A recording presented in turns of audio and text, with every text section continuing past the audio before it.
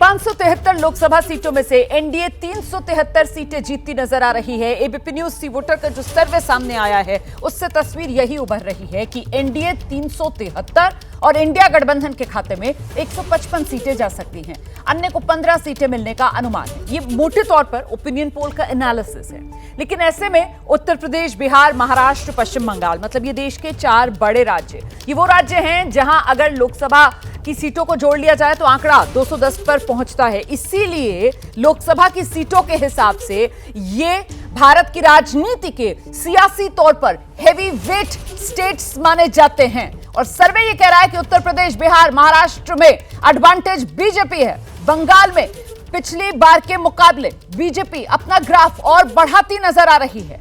लेकिन डेटा के भीतर वाला एक डेटा बताता है कि 210 में से 77 सीटें ऐसी हैं जहां या तो 1% या फिर महज 3% वाले वो सीट्स हैं, मतलब जहां पर कैंडिडेट आगे पीछे है, बहुत ही कम मार्जिन है। तो ऐसे में बात अब उस राज्य की जिसमें लोकसभा की सबसे ज्यादा सीटें हैं, आप समझ गए होंगे मैं उत्तर प्रदेश की बात कर रही हूं। यूपी तय करता है केंद्र में किसकी सरकार बनेगी। एबीपी न्यूज सी वोटर के फाइनल ओपिनियन पोल में उत्तर प्रदेश में एनडीए 73, इंडिया गठबंधन को महज 7 सीट ही मिल सकती है। पिछले चुनाव में 10 सीट पर जीत दर्ज करने वाली बहुजन समाज पार्टी इस बार खाता भी नहीं खोल पाएगी।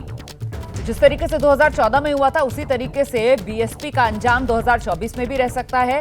ये तस्वीर उभरी है एबीपी न्यूज सी वोटर के इस ओपिनियन पोल में।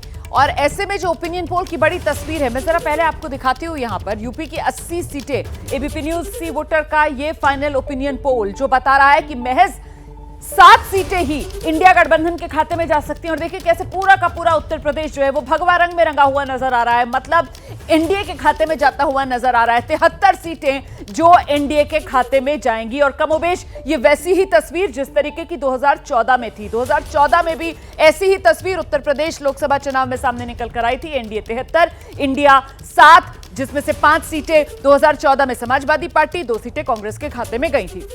अब उत्तर प्रदेश की जो 80 सीटें हैं, फाइनल ओपिनियन पोल में 16 ऐसी सीटें हैं जहां टक्कर कड़ी है। इनमें से 7 सीटों पर तो महज 1% का ही वोट डिफरेंस है, जिससे हार जीत तय हो रही है। 9 सीटें ऐसी है जहां पर वोट मार्जिन जो है वो भी जबरदस्त टक्कर वाला 3% के भीतर यहां पर हार जीत का फैसला होता हुआ नजर आ रहा है, जो इन सीटों पर अहम फैक्टर साबित हो सकता है। मतलब ये जो आर पार है वो बहुत नजदीकी उत्तर प्रदेश की इन 16 लोकसभा सीटों पर होती हुई नजर आ रही है।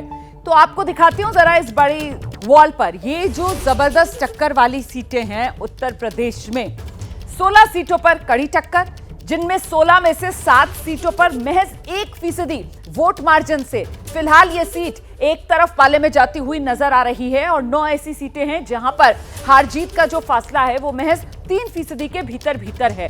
तो ऐसे में अगर इन सीटों पर 3% या 7 सीटों पर 1% वोट मार्जिन से वोट इधर से उधर होता है तो फिर हार और जीत जाहिर सी बात है तस्वीर बदल जाएगी। और ये तस्वीर किस तरीके से बदलेगी वो भी आगे आपको विस्तार से बताएंगे। फिलहाल ये आप देख रहे हैं NDA versus India. Uttar Pradesh में अभी मोटे तौर पर अगर आप आंकड़ा देखेंगे तो जाहिर सी बात है 73 जो है वो सीटें जाती हुई एनडीए के खाते में और महज 7 जो है वो इंडिया गठबंधन के खाते में आती हुई।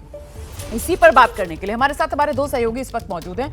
अभिषेक उपाध्याय कैराना से हमारे साथ जुड़ रहे हैं, वीरेश पांडे हमारे साथ मौजूद हैं, उनका भी रुख करेंगे। पहले अभिषेक के पास आपको लेकर चलते हैं और जरा जानते हैं अभिषेक से कि ये कैराना मुजफ्फरनगर वाली जो सीट है खास तौर से वो भी उन्हीं सीटों में शुमार है जहां पर खेल हो सकता है। बहुत कम मार्जिन मुजफ्फरनगर सीट की अगर मैं बात करूं जहां पर फिलहाल ऐसा लग रहा है कि संजीव बालियान जो बीजेपी के कैंडिडेट हैं वो जीत जाएंगे, लेकिन अगर जरा सा खेल होता है तो फिर संजीव बालियान हार जाएंगे और हरिंदर मलिक मुजफ्फरनगर से समाजवादी पार्टी के जो उम्मीदवार इंडिया गठबंधन की तरफ से उनकी लॉटरी लग सकती है। अभिषेक,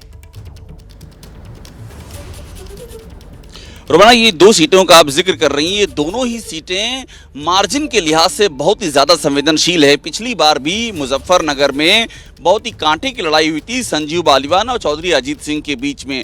और इस बार बस फर्क इतना है कि आरएलडी बीजेपी के साथ है, लेकिन उसके बाद भी अगर ये जो सर्वे आ रहा है उसमें लड़ाई कांटे की, तो आप समझ लीजिए कि सिचुएशन कितनी टफ है। यहाँ पर कैराना की सीट जहां करीब 1 लाख से बीजेपी जीती थी पिछली बार, वो सीट भी लड़ाई में मानी जा रही है। तो चीजें लोकल लेवल पर बदली हैं और उसकी वजह ये है कि लोकल मुद्दे हावी हैं।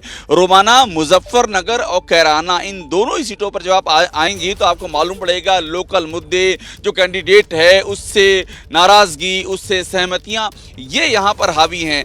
आरएलडी के साथ आने पर इन दोनों ही जगहों पर समीकरण बदला है बीजेपी के फेवर में। उसके बाद भी ये सीटें बीजेपी के लिए टफ मानी जा रही हैं और जो राजपूतों की नाराजगी वाला इशू है रोमाना, वो भी इन दो क्षेत्रों में उनका ठीक ठाक असर नजर आ रहा है। यही वजह है कि यहाँ पर बहुत आपके पास कुछ तकनीकी खराबी आ रही है, आपकी तस्वीर साफ नहीं आ पा रही है, आवाज भी कट कर आ रही है।